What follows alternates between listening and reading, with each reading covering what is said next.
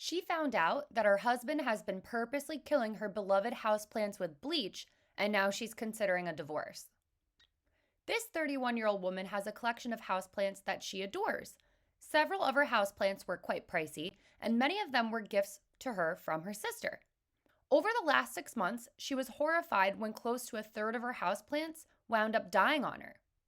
She has had houseplants for her entire life, as her mom adored plants and knew a lot about them.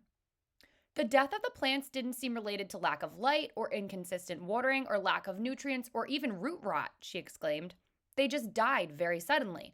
I tried not to let it upset me too much because plants die, and it was not any of the expensive ones until now. My sister gave me a 5-leaf Monstera albo rooted plant for my birthday 2 months ago. It was beautiful. This morning, I was crying pretty hard about it as I unpotted it and took a look at the roots, and I was looking hard at this plant and the roots to see if its death was pest related, and that's when I noticed a smell. I sniffed my potting mix and smelled bleach. The only other adult person in my home with unlimited and unobserved access to my plants is my husband.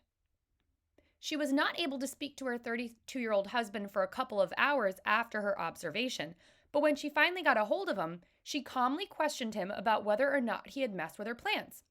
Initially, her husband said he had done nothing, but she added that she noticed her elbow smelled of bleach, and the only other person who could have put bleach in it was him.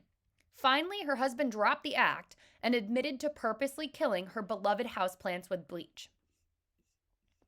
He said he was putting small amounts of bleach into the fertilizer jugs that I prepare, she said. I started crying. I asked him why. Why would you do this? You know I love these plants. Why would you destroy them? He didn't really answer, nor did he really apologize. The trust I had in him is absolutely gone. I think maybe counseling can help us, but he is the one that did this. But I'm the one that would have to set up the counseling.